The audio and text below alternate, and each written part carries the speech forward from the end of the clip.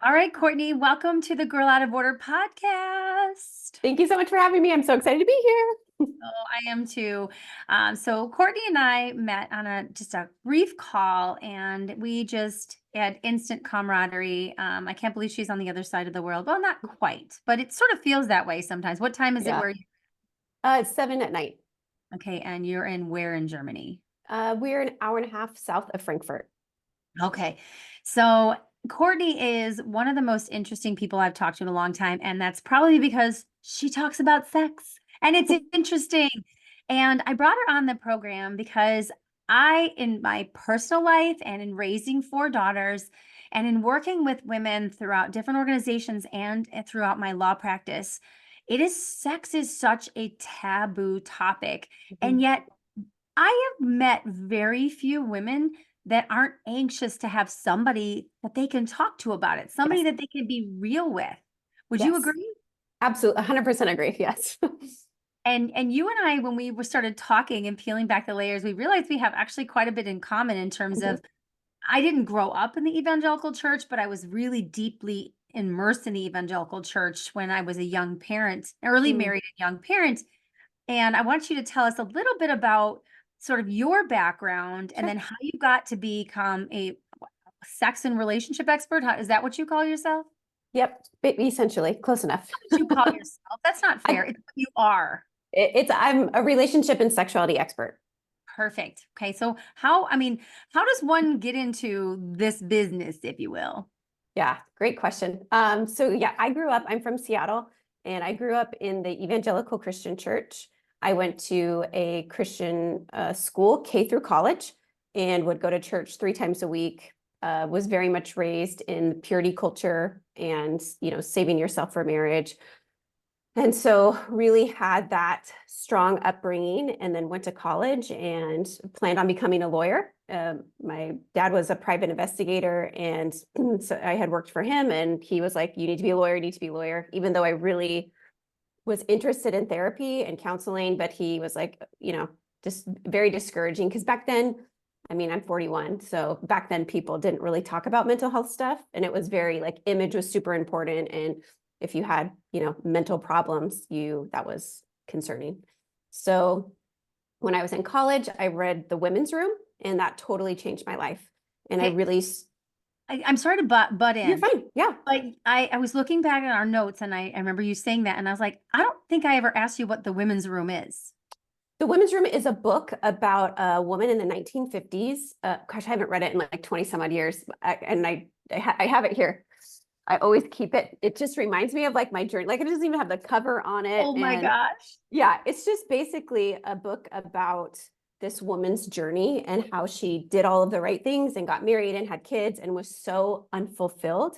And just a lot Mhm. of the sexism that she faced and a lot of the just disconnection from her body and sex. And yeah, I just remember feeling like there has got to be more to this conversation about women's sexuality than what we're having. And at that moment, I was like, well, that's it. I'm not going to study law. I'm going to study sex. So I went and told Amazing. my parents that, and they were like, okay, all right, great. Yeah, I went and got a master's in education in human sexuality and worked as a sexuality educator. And during that, I had a lot of people come up to me and ask me really intimate, vulnerable questions that I just wasn't trained for. So I was like, you know what? I'm going to go back. I'm going to get another master's. And this one I got in mental health counseling and worked as a mental health and sex therapist. I opened up my own practice, and that's really how I got into the field. Wow. And I also remember you telling me that in the early days, like you really couldn't just go into the schools No. and educate Oh, kids no, on no, no. sexuality. No, so I was a sexuality educator in Indiana, and there that at the time, I don't know what it is now, but it was an abstinence only state. And so I was not allowed to go into the schools and do comprehensive, medically accurate sex education. I could only go into places like juvenile detention centers, churches, which tended to be more liberal churches, different organizations that would be willing to have somebody come and help them learn about reproduction, communication, consent, a variety of things. So yes, it was not like it was not an easy road. It was a lot of really high risk vulnerable populations that desperately needed, this information, but so did the average person. And that I just was like, there has to be a better way to have these conversations and really equip and empower individuals when it comes to sexuality. So how did you then transition from working with more marginalized populations Mhm. to making it more mainstream in what you did? Yeah, so my husband is in the military, and so we move a lot. And so when we moved from Indiana to Washington, that's when I did my second master's and worked as a therapist there. Moved to Texas. I had just had my third kid, and so decided to stay at home with my newborn 2-year-old and 4-year-old, and just did kind of consulting stuff until we moved to North Carolina 3 years later. And that's when I discovered coaching and realized that I could incorporate my asexuality expertise in a like relationship and couples coaching. And that is really how I started to like kind of make it more mainstream of just Mm. normalizing a lot of this stuff and bringing it up in normal conversations. I would go to do a lot of talking at MOPS groups, mothers of preschoolers. So I'd go Mm-hmm. into those because I mean I had 3 little kids, and so I was very much entrenched in this culture and Right. wanted these women to be like, you don't have to feel broken. You don't have to feel like, well, that's all there is. Like my fun sex days are over if I ever had them. So Oh my gosh, that just brings up some other things. So when you say MOPS groups, I had children that were 6'4", 2 and new. So mm, MOPS was in the yep. vernacular when I Hmm. was in the evangelical church at that time too. And it's maybe I'm recalling it incorrectly, but most MOPS groups that I knew about were actually hosted by evangelical Hmm. churches. Yes, Were correct. you a welcome voice? Because I'm not so sure that would have been the case in my evangelical church. It depends. So a lot of the talks that I did were how to talk to your kids about sex and how to Okay. increase intimacy in your marriage. So those were Okay. 2 really safe topics to talk about. And even when I still talk to parents on how to talk to your kids about sex. My goal, like, how I talk to my kids about sex is not the same as how a lot of the people I educate are going to be talking to their kids about sex. And so something that I really value so much as an educator is to really help. My job is to really help individuals identify why they believe what they believe, and then give them the skills and like sound bites so that they can effectively communicate that, whether that's to their partner or whether that's to their kids. And so I would not necessarily share the same beliefs as some of the people that I were in the MOPS Hmm. groups with, or even the churches that were hosting it. But my Hmm. job wasn't to get into a theological debate or be like, well, that's not, as long as it's medically accurate and it's age appropriate, how the values behind it that you want to convey, that's up to you. But my job is to help you figure out why you believe those things and then disseminate them accordingly. What you just said is so powerful. It's what you say in terms of, and if I'm misstating it, let me know. Okay. But you're saying like, hey, it's my job to give you, I love you said it a couple of times, medically Mhm. accurate, age appropriate Yeah. information. But what I love is you talk about giving them tools, and I wouldn't say scripts isn't quite the right word, but sometimes as parents and even as spouses, we need the words. Like we haven't been Absolutely. given the words and the ability to even say, Yep. we can break into song, let's talk about sex, baby. That Yeah. doesn't start a conversation. That starts a Right. dance party. Yeah. So would you say that when you work with people, a lot of times what you're trying to do is to maybe give them conversation starters? Yeah, I rarely work with parents nowadays. Okay. Usually what ends up happening though is a lot of my female clients that I work with, they tend to be moms. And so we'll have conversations about, well, how do I I had a client one time who was very open, but really struggled because she had 3 little boys and they would always barge in. And I was like, when her husband and her were trying to be intimate, and I said, lock the door. And she was like, Wow, what a concept, right? Courtney. I know, like that's this. I'm like, guys, this is not brain surgery here. And so she's like, yeah, no, I've thought about that, but then I'm afraid that like they're gonna ask. And I was like, that's okay. Mm, We want them to ask those questions because then we can have those conversations of boundaries, of right. understanding that like mom and dad have the right to sequester themselves so that they can reconnect with, you don't have to be like, dude, we're getting it on. Like, I need you to be quiet because your dad's like Yeah. trying to go down on me. Like, no, like that's obviously not the conversation to be having. It's much more about, hey, like I need you to respect our boundaries. And as a married couple, like you need to invest in your relationship. You need to pour in time into each other. And that requires alone time. And we don't have the ability right now to go out on a date. And so we're creating that here in our bedroom. But in order to do that, we're shutting the door to protect this time as sacred for us. Okay, you're actually making me get really emotional because it's Oh, such a beautiful thing that you said there. And it's something that, as a divorce attorney, obviously I'm working with people who probably somewhere along the line stopped investing in their marriage, whether it be yes. sexuality, Yeah. intimacy as they define it, dating, or, having actual conversations. Yeah. So I love that terminology. And we're going to invest in our relationship. And it's about Yeah. modeling for the children, not that we're going to go, get busy, Hmm. but it's like the totality Yeah. of an intimate relationship is so much more than just intercourse. Absolutely. Yes. And Yep. but having those conversations and being open and honest with your children about the fact that, hey, I got 4 kids. I didn't just have sex 4 times. Whoa, like this is a healthy, normal part of a Absolutely. marital or intimate relationship. Yeah, absolutely. No, I love that. I love that. And what would you say are some of the biggest barriers to women being able to talk about sex? Yeah, there's, oh gosh, so many. I think one of them is obviously shame, especially if you grew up in the Mm, church where, sex was something that was not discussed. It's like, it's almost like it doesn't exist until you say, I do, sign the marriage paper. And then all of a sudden, this whole new world opens up that you're supposed to be like a pro at and like know mm, all the tricks and tools.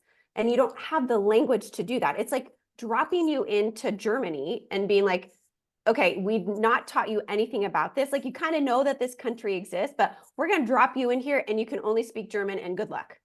yeah, Like what? No, nobody would think that's a good idea. And yet that's how so many of us entered marriage as evangelicals. And right. so I think acknowledging that of like, you know what? I didn't get the tools in my toolbox to have these conversations. So I need to go and acquire them. Like just Yeah. seeing it as a basic skill. Like I don't know how to bake. I'm going to watch some baking shows. I'm going to read some baking books. I'm going to talk to my friends about baking, and that's going to help me be a better baker. The same thing goes when it comes to understanding how we can communicate around sexuality. I think No, also for women is this image of like, if I talk too much about sex, that I'm a slut or a whore or like I'm sex mm, crazed or whatever. And then like, then my partner's going to want it all the time. And then I'm setting these expectations. And like, I don't know if I don't want it all the time. I'm not supposed to want it all the time. There's just a lot of like inner dialogue and a lot of inner conflict because of the programming that women have received around what kind of sexual being that they're supposed to be. and it seems to me that that actually kind of dovetails with shame, right? Mm-hmm. They go Yeah. together, whether you were, you had mentioned that it's common for evangelicals to bring this baggage into marriage where they're all of a sudden a sexual being, but I would think that that is a lot more universal, whether you've never done it or Mm-hmm. you've done it a lot, you're still bringing whatever that baggage is into that marital relationship. You're still or long-term committed relationship. However, we still carry our stories into Absolutely.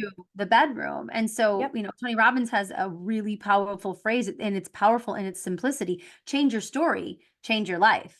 I would Mm-hmm. say for our conversation, change your story, change your sex. Mm. If you change your story around what sexuality means and what, Yep. the place that it has in the hierarchy of your human needs, you're going to change your life. You're going to change your sex life. You're going to enhance Absolutely. your relationship, wouldn't you say? Oh, 100%. I actually used to run a group program called Rewrite Your Sex Story. Ah, well, see, I must have known that in Yeah. subconscious. Yeah, because it's true. Like, I think, we are the authors of our life. And so giving Mhm. ourselves permission to take the power back around our sexuality narrative and say, what kind of sex do I want to be having? What does that feel like to me? What do I envision And so many of us have never allowed ourselves to really even dream about that or like consider it because one, it was shameful or sinful to even think about like what kind of sex life I wanted to have or what kind of sex I want to be having.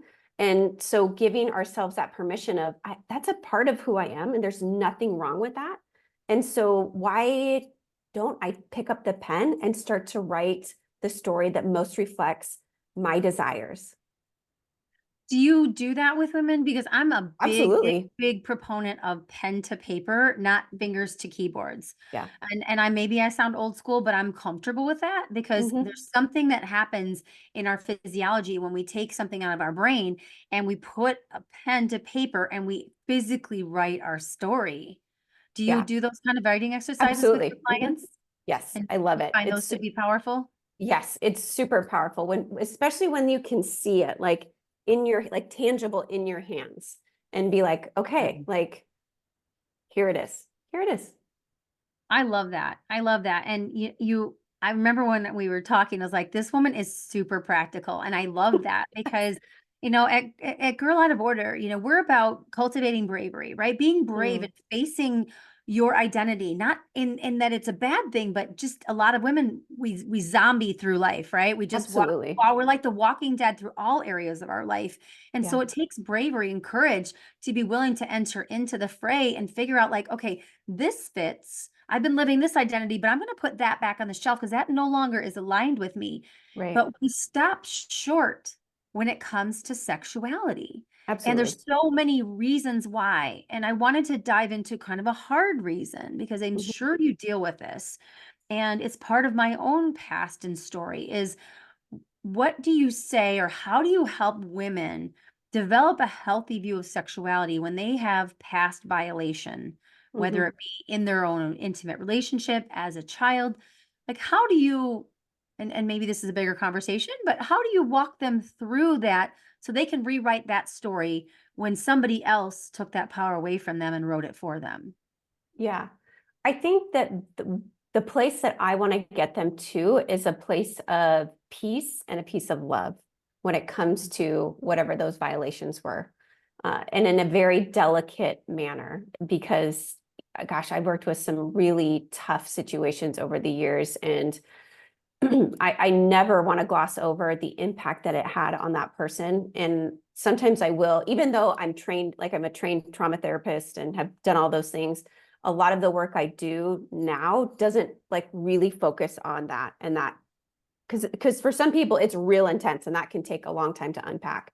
And so when I work with people, I like to get to the place where they can feel like they've forgiven the perpetrator or perpetrators, and they feel a sense Mhm. of peace about the situation.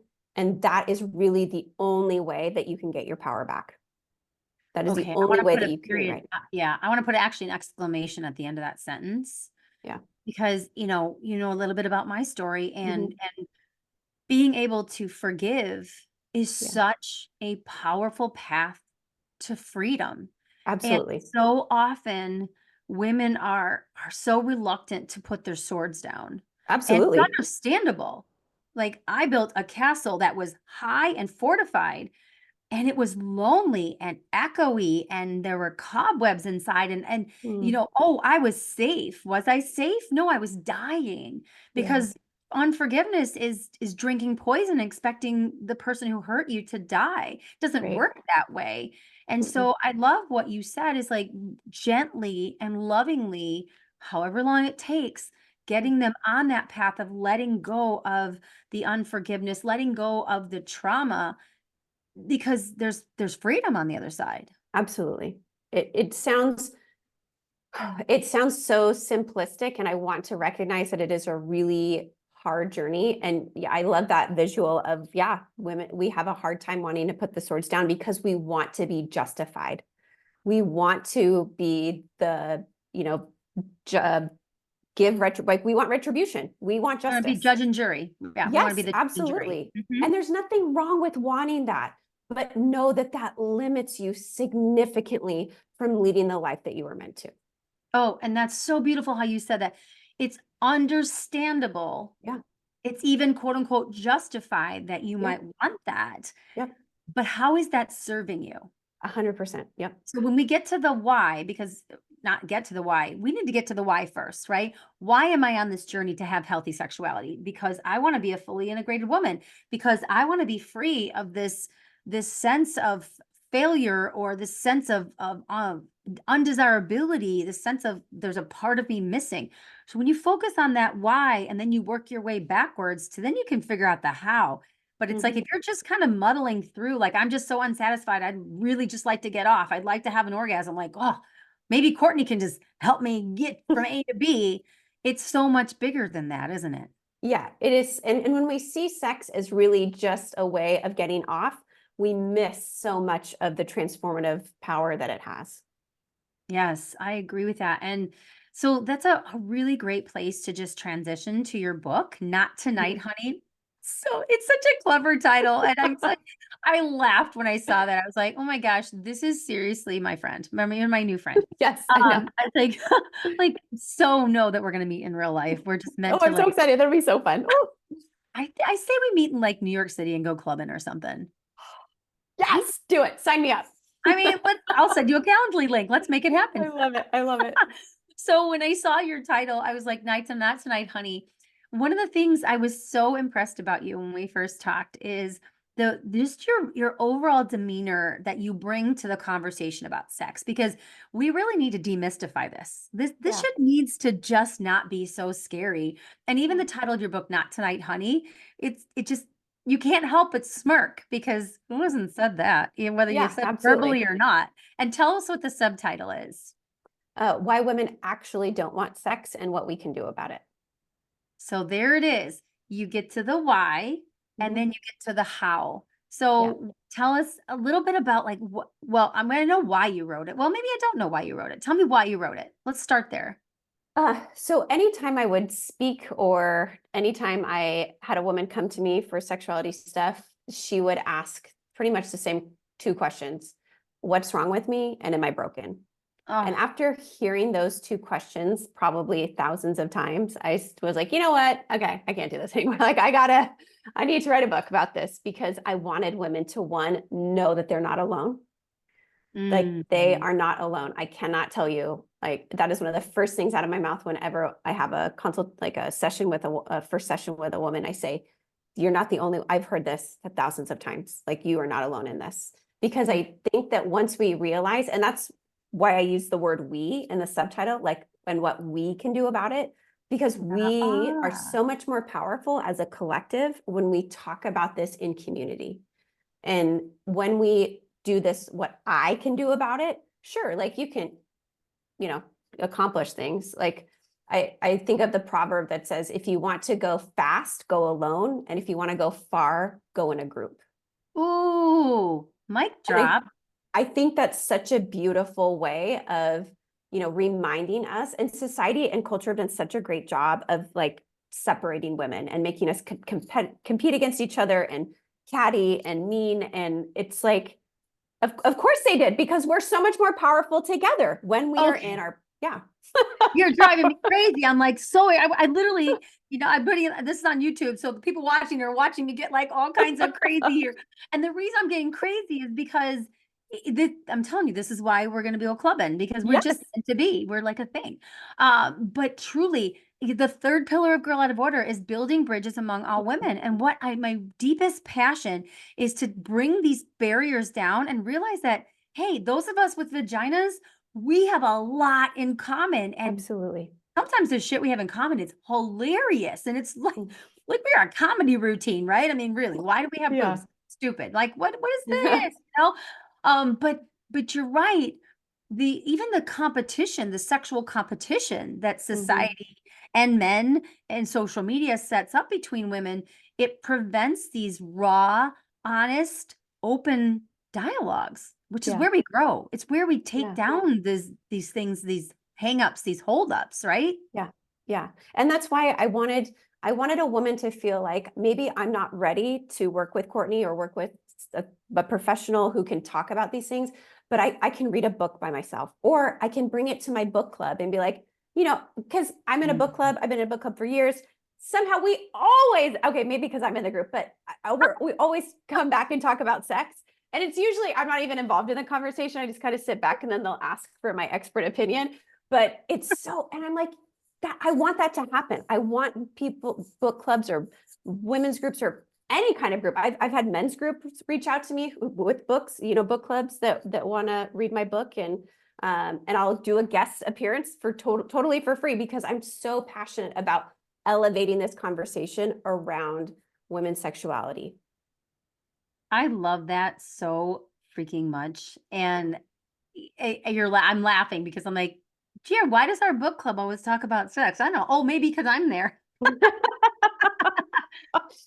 But honestly, I would say that even though that may play a part in it, Courtney, there's a hunger in women to Yeah. be able to have these conversations. Yes. And, I think part of the reason we connected too is like, I'm very open with my daughters about sexuality. And I've always told them, like, you know, I want you to have ridiculously fulfilling, exciting sex lives. I want orgasms to be a given. Like, I don't want you to struggle, Yeah. the way that I have struggled since a child with this part of my life that should be so beautiful. It should be Yeah. electric. And so when Yeah. you have those open conversations, guess what happens? My daughters come to me and they ask me questions. And maybe Yep. not all the time, maybe not as the level I'd like, but I know that I've created that safe place, or I believe that. Absolutely. Yep. Yeah. And you can do And that in being that safe friendship. place. Yes, exactly. Like I think of so many women who I'm like, well, who do you talk to? Like, tell me about your support system. And they're like, I don't have anybody to talk to about this stuff. Like, I'm embarrassed Mm. to talk to my friends about it, or I don't know how to bring it up, or, like I just assume that like everybody has great sex because, or people who've been married forever, like their Mhm. relationship is fine. And like, I'm like, oh girl, no, like, where do we begin? And I Oh just my gosh. don't want people, I want people to be raw and honest and know that they're not alone. Like, gosh, that is one of the scariest places to be, is when you feel so alone in your journey. And like, that is how you disconnect from the person you were meant to be. And I like, if reading the book and having just feeling seen by my words, like that would just be a goal for me. So, Oh, that's so beautiful. And I love what you said there, that women assume mm, that everybody has a great sex life. And so since mhm. no one's talking about it, we assume that. So then what happens? We don't talk about it. Yeah. Yep. And that's debilitating. And what I have found when I bring up these conversations, and I'm pretty irreverent. So I'll be like, talking to a friend, and she'll say something. I'm like, girl, just go get yourself a vibrator. And she's like, saucer eyes. Like, what? Like, I mean, Yeah. I do it. I do it unconsciously to break a pattern. I don't even think about Yeah. it. Like, and I'm a little bit edgy anyway. But it's not because I don't want her to have a fulfilling sex life with her husband. I just want her to be able to understand that she matters, Yes. that her Oh, I pleasure love that. matters. Yes. And I Yeah. know that's a big part of what you teach, right? Oh, yes, absolutely. I actually did a post earlier today on this about like, it's literally, I wrote in all caps, your pleasure matters. Do you bet you get some good engagement with those posts? Yeah. Well, sometimes people are like, okay, Courtney, we get it. Like, but I will not stop. I will not stop, because people really need to believe it. I see so many women, especially midlife moms, who just have kind of given up, and they just are like, this is it. And I'm okay with never, I'd be fine with never having sex again. And I'm just not really connected with my body. And I'm just, like you Hmm. said, kind of like dead man walking, or Does that make dead, your hair like yeah, dead woman walking? We'll just go there. yeah, something like that. Something like that. Zombie. So does Zombies, that yes. make like light your hair on fire when women say, well, I guess I'd be fine if I never had sex again? Do you just like want to be like, Oh yeah. I'm like, oh, okay. I'm like, whew, where do we begin? But I also have to like be careful and like not coach without consent, and also not give advice without consent. So I try to be like, and honor the journey that people are at, because even if I'm ready to like give them my wisdom and insight, like they may not be at a place where they're ready to receive it. And so right? I try to really ask intentional questions of, do you want my advice or do you just want my support? And that Mm. really helps me shut it down, be like, I'll just write it out later, or make a post about it or something. Or I'll be like, okay, like, let's talk about that. Like, why are you not interested? Or if I'm like 3 drinks in, I'll be like, okay, well, you get the uncensored Courtney. Hopefully you're not three drinks in your sessions. No. This is people that are not like paying me. This is like Oh, random people who are talking about. Yeah, no, absolutely okay. not. Woo, I'm Yeah, only joking. no, I'm no only drinking. joking. So let's get really practical and tactical Yeah. here. So if you're talking to a client or a friend and you're saying like, hey, well, I guess it would be a friend because you'd be the friend they'd talk to about sex, but somebody who says they have no one to talk about, do you have conversation starters? Wait, like just call it a script, whatever, that you give women to say, hey, here's how you can start the conversation with your friends or even in your intimate partner. Can you give us some examples? Yeah, one of the things, it's actually a lot simpler than we think.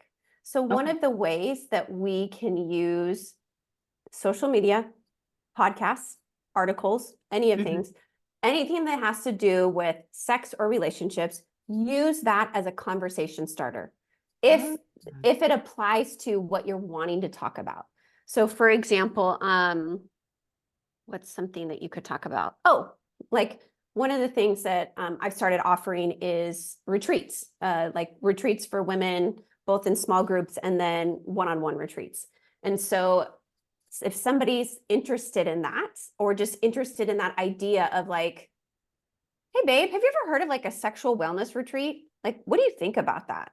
And like that opens the door to a mm, conversation about why would somebody need to go to that? Like, well, maybe they're not feeling like, right? You're using they, you're not saying I'm not feeling. You're just trying to like test the waters of how is my partner or my friend going to respond to this topic?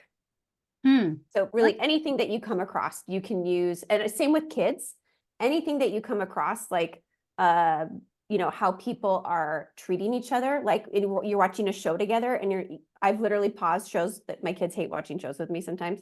They're like, oh, here we go. Here we go. Okay, mom, what do we, and I'll be like, is that how we talk to people? Like, is that how we treat somebody that we love? Like, mm, what do you think about the way that he is talking to her? Or what do you think about the way that he's commenting on her dress? Or what about the relationship between the two women here? Like, why do you think they're being so competitive? Or why do you think they're being so mm. mean to each other? And they're like, oh my gosh, like I can make a teachable moment out of anything. And It's so use your your superpower. yeah, use your surroundings to be like, how can I use this as a prompt to introduce information to a friend or to a partner or even a kid? No, I love that. I love that. And it goes back to the first goal of Girl Out of Order. It's cultivating bravery. Like we have to Mhm. value ourselves enough Yeah. to be brave and step into the arena. We Yeah, can't keep absolutely. sitting in the stands and expecting our life to unfold. We need to get brave. We need to Yep. be that woman in the arena who's willing to get dirty, who's willing to fall down, who's willing to enter into a fight with her own self. Yeah. Right. And it doesn't have to Yep. be a fight, but a wrestling match. Like wrestling is kind of an interesting visual now that I think about it. Like we're wrestling with our past stories. And sometimes we need to Mm. wrestle. Yeah. Sometimes we need to decide, is this a worthy opponent or is this somebody I'm Mm. making bigger or something I'm making bigger than it actually is? Why does this have such power over me? Absolutely. Yeah. And Takes that, yeah, courage. that does, it requires courage, 100%. Yep. And usually I would assume if they get to your office, they're at a point where they're at the end of themselves, like they want something Yeah. different so badly that they're Yeah. willing to make this shift. Yes. Yeah. I work with clients who are so, yeah, it's usually me or then they call you. Like they're, Oh I no. am the call before the divorce lawyer. Do you Um, do you find that a lack of sexual fulfillment leads to divorce? I would say that in a sense, I don't think that women would characterize it as sexual fulfillment. I think that they would characterize it as like an emotional disconnection. But I think Mm. that that is the symptom of that is a lack of sexual fulfillment. Okay, that's a perfect segue to go back into your book a little bit because Okay. your book isn't about like here's your Kama Sutra, here's your urban tantra, Right. here's all the things that you do, here's your A, B, and C, here's your menu of options, go and be fulfilled, Yeah. go and have an orgasm. It's a lot more about pleasure Hmm. and how pleasure leads to intimacy. And then if it leads to actual intercourse, woo, boondoggle. Right. But tell me a little bit about like that focus for your book. Yeah, I wanted women or really anybody to understand the role that pleasure plays in our life and Mm, how the more disconnected we are from pleasure in one aspect of our life, we usually are in a lot of aspects. And so I mm, wanted them to be able to find a way to come home to themselves. And I think that the path to that is through pleasure. Now, when I say the word pleasure, a lot of people think orgasm, and that's maybe a teeny tiny part, but pleasure, like the definition of it, is something that brings you joy or happiness. And mm, so it's really about creating a life that is filled with pleasure. So, you know, pleasure-filled conversations, drinking your coffee or your tea, does that bring you pleasure? Taking walks, quiet walks in the woods, you know, that again, those are moments that you can cultivate that bring you pleasure and that feed into the rest of your life.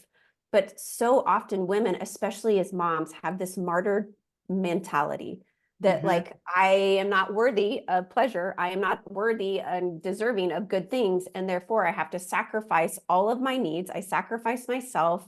And then they get to the end of their life and they're like, oh, that's it. Well, here we go. All right. Well, I did it for everybody else, but there's not a medal for misery. You don't win anything Mhm. by foregoing the pleasures of your life. And Oh, so that's really what my girl. emphasis. I'm just like your mic drops. I'm actually sitting here writing them down. I'm like, I don't want to miss them. There's no medal for misery and there's no Yeah, medal for martyrdom.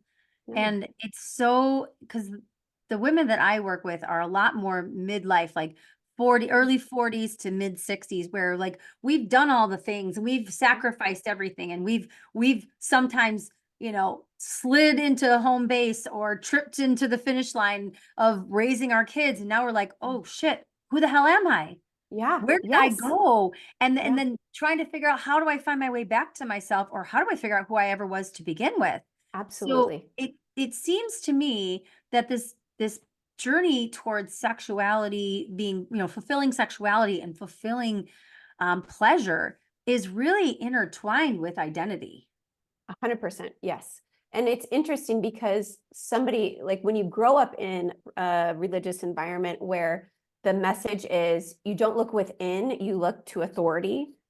Of Mm, course, you never develop an identity. You never right. develop that innate, like, what does my gut tell me to do? I don't know. I can't trust my body. I can't trust myself because Mm, those desires will lead me astray. And so obviously I have to look towards this person or this holy scripture or whatever it is. And I'm not saying that those are bad things, but when we believe that we cannot trust who we are, then it mhm. is no wonder that when we get to midlife, we're like, what the fuck am I doing? Like, who am I? Yeah, and then how do you even start on that journey? Because I Exactly. know for me with my focus, my emphasis when I'm, reaching women is really pulling back the layers of their belief systems and how the disempowering beliefs that they have allowed to to just run in the background in their programming Yeah, really becomes like the lens through which they view everything including their sexuality. 100%. So do you start when you're working with a client? Do you start with what do they believe? How do you start? I mean, maybe it's different with every client, but do you have sort of a common starting point? Yeah, I mean, a lot of it is like, tell me about your childhood. Tell me about the messages that you received. Tell me about what did affection look like in your household? What were Mm, the messages around your body? You know, how did you feel about your body? So really trying to understand the programming and, did you grow up in a certain, what kind of environment did you grow up in? What kind of messaging did you get?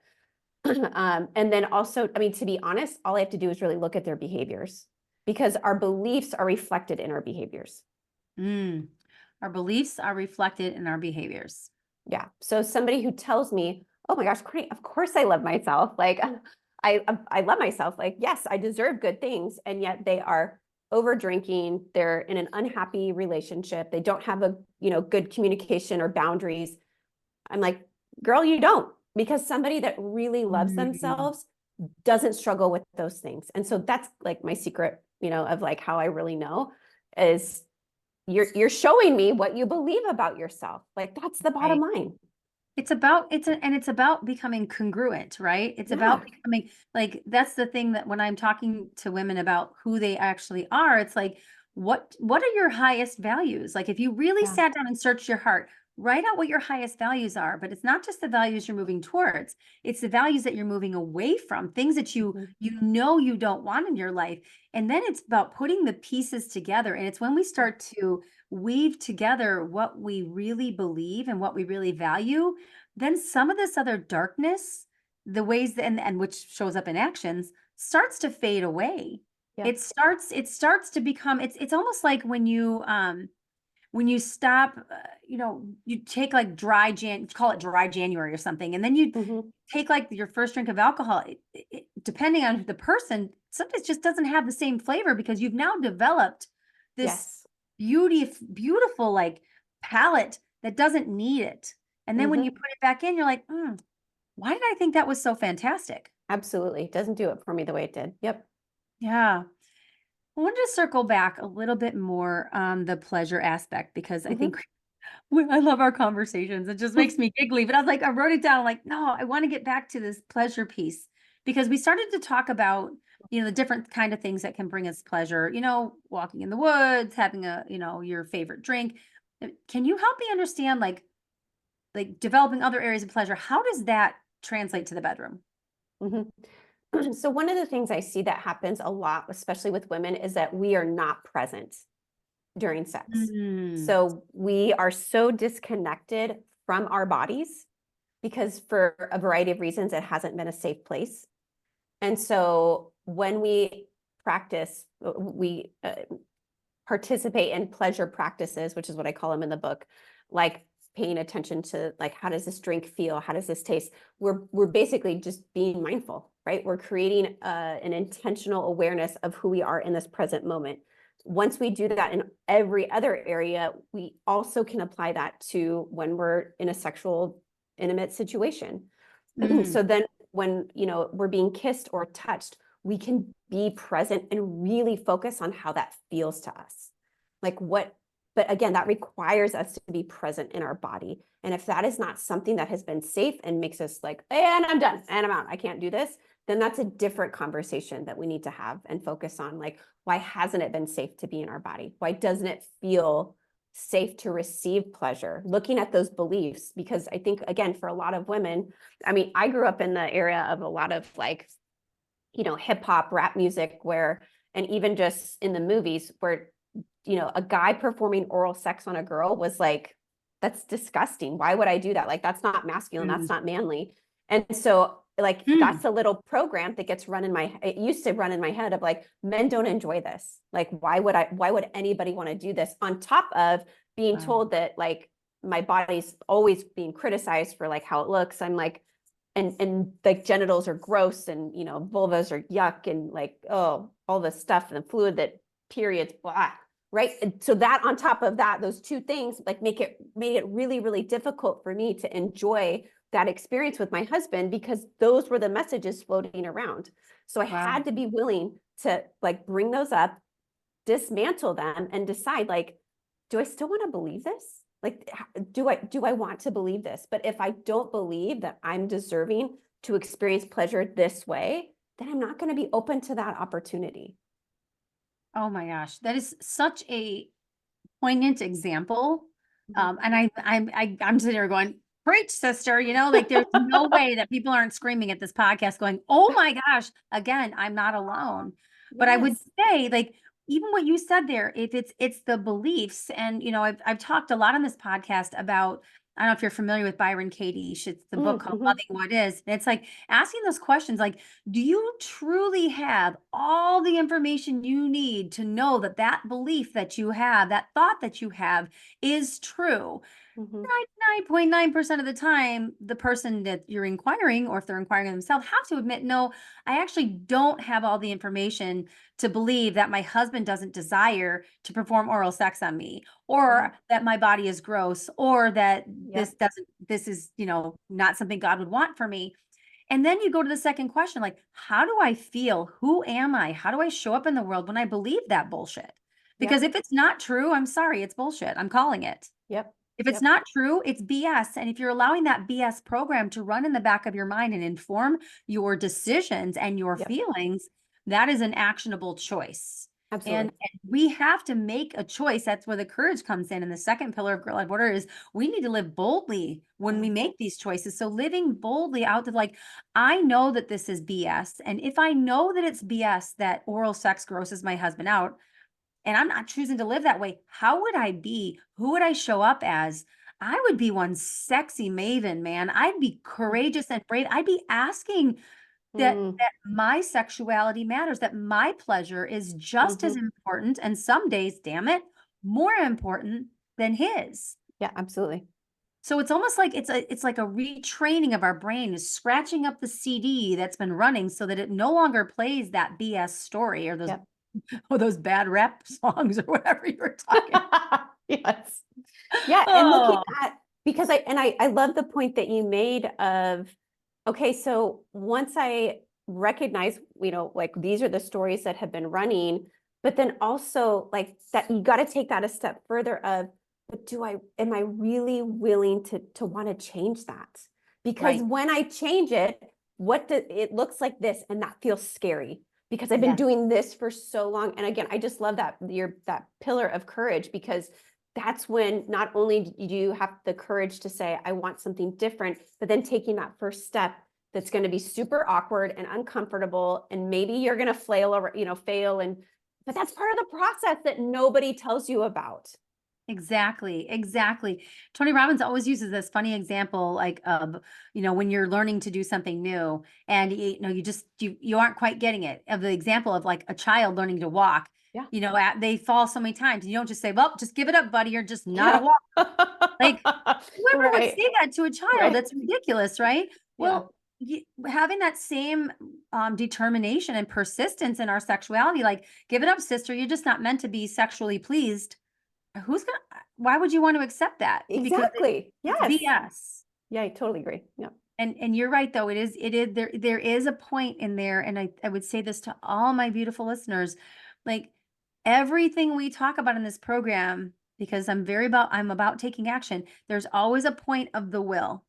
There's always a point where you have to choose Mhm. and where you get to choose. So Yes. change your have to get to. Yes. You get Absolutely. to choose to heal your sexuality. You get to choose to track new pathways. You get to choose to change how you believe about things, because when you change your sex story, you change your pleasure, you change your life. Absolutely. Right? I mean, who wouldn't want to be living this vibrant, healthy sexuality, because then it creates even deeper intimacy with your spouse. Yes. Yeah. And yourself. Like Right. the more vibrant you are connected, like our sexuality is connected with our passion and our inspiration and our desire, like not just sexual desire, but our desire for life. Like, man, you are here for a reason, and knowing what your gifts are to share with this world, like don't dim your light for anybody. Mm. I'm cheering. I'm preaching. I'm raising my hands like I'm in a Southern Baptist church. Let's go, girl. Well, and that brought up something as I was saying that there's a lot of listeners on here who maybe aren't in intimate relationships. They're Yeah. single. Mhm. How can they work on healing their sexuality and enjoying pleasure now, even though they're not in a relationship where they're sexually intimate with another person? Yeah, before you can like give yourself to someone else, you have to be able to come home to yourself. Like Mm, you have to feel safe here before you were even open to yes. like being and communing with someone else, even if it's in a casual sense. Like I cannot emphasize that enough. If you know, I love working with like newly divorced women because they are at a point where there's so much to discover, and Mm. they have settled, and they have been through the heartache, and they've been through the pain, and it required for so many that divorced women that I know, so much courage to say, I want a different life. I want a Oh, different life. And so they're yes. more open to like to connecting and to doing the things. And so one of the ways, again, is applying the same principles. I can like what feels good in my body. asking yourself, where do I want to go for dinner? What kind of flowers do I like? What kind of, Mm, and giving yourself permission to just figure out what lights me up, what brings me pleasure, both inside and outside of the bedroom. Like, how do I like to be touched? What like turns me on? Is it, am I a, or like a audio person? Am I a visual person? Do I really like, I'm into like textures or smells? You know, if obviously I'm a big fan of, you know, women exploring their body, like sexual stimulation using, you know, toys, whatever. But for some women who may be a little hesitant to do that, one, I'd encourage you to ask why. Like, you don't have to self-stimulate or masturbate by watching porn. You can do it without it. Like, it doesn't have to be synonymous. And right. so giving yourself permission to explore your body in whatever ways, like just massaging yourself and just be like, man, I really like, Even oh, just touch, like just like yes, touching, just rubbing your exactly. arms and your hands and you rubbing your own neck, rubbing, Yes, putting your own hands in your hair, just getting yes, familiar with her because I'm a big fan of talking about our bodies as a her. yes. Oh, I love Mm. that so much too. And Yeah. also like being comfortable with yourself naked. Like, so many women are like, lights off, like, nope, gotta be fully clothed. And like, what if I just celebrated my beautiful body? What would Mm. that look like? How could I talk lovingly to myself? You don't need a partner to do any of that. Not Preach it, nobody. woman. Preach it. Oh, there's a gal, she's called the Midlife Muse. It's Amanda, and I'm blanking on her name. I'm so sorry. I'll put it in the show notes, but she's got a site called the Midlife Muse, and she's all about getting comfortable with your body. So she has this Mm, exercise that she does every morning for 3 minutes. She goes into the bathroom before she goes downstairs, takes off all her clothes, and just studies her body and just pours affirmations oh, to the mirror over her beautiful body. And she's midlife. Like, I'm 52. I am freaking fabulous for 52, but the fabulous 52 is not what I looked like when I was 32. But yeah. learning to love her, meaning our Mm, vessel, is such a powerful first step yes, in healing our absolutely. sexuality. Yes. Oh, it is. And it's so beautiful too, because those kind of women radiate. And it Mm. doesn't have anything to do with the amount of orgasms that they have. It has to do with the amount of love they have for themselves. Ooh. Mm. And it's Dr. Amanda Hansen. It just came to me. Oh, Dr. yay, Amanda perfect. Hansen. She's fantastic. Ah, Um, I want y'all to hear this. This is so important. The things that Courtney was just saying, you don't need a man. mm-mm, Or if you're in a nope, same-sex relationship, you don't need a woman. You don't need another human being, sisters, to complete you. You don't absolutely. need another human being to receive pleasure in your body and your Yep, sexuality.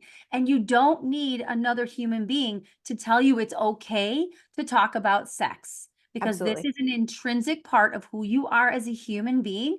And if you want to be a fully integrated woman, take charge of this and just start somewhere by Mm, looking at your body, loving your body, mm, telling your body as if she's a separate being because she is in many respects, yes. how beautiful she is, as that you would say to Mm, a girlfriend or to your daughter, you'd never talk terribly to them. no. So why do we do it to ourselves? So Mm, let's start there. Let's start experiencing pleasure. It's a beautiful part of who we are as women. yes. Oh, amen. Yes. Ah, all right. I have one final question for you, and Sure. I completely ripped this off from Jem Hatmaker. I take zero credit for it Okay. whatsoever. And she gets this from Barbara Brown Taylor. She asks Okay. all her guests this, and I love the answers. So why reinvent the wheel if she's doing some greatness out here? So it's one question. You can answer it however you want. You can answer it Okay. funny. You can answer it serious. You can cry, whatever you want. Okay. So one thing, what is saving your life right now? Mm, freedom. Freedom. Freedom. That Yeah. is a beautiful answer. Mhm. I love that. And it does make me emotional, even like thinking that. So yes, I love that freedom. Mhm. Ugh, you're amazing. Thank You you. are amazing. You're amazing. Okay, Courtney, tell our listeners where they can find you and all the things. Yes, so I'm predominantly on Instagram and LinkedIn at Courtney Boyer Coaching. And then I also have a private Facebook group called The Inspired Life with Courtney that you can find, or message me and ask me, or email me and ask me at Courtney Boyer coaching@gmail.com. Okay, and I'm totally joining. Inspired what now? The Inspired Life with Courtney Boyer. Yeah. Love it. Fantastic. And we want to make sure people get a copy of your book. Not Tonight, Honey. I'm sure it's in all the places. Yes, it is. Fantastic. All right. Thank you so much for Thank joining you. us, my new friend. Thank you.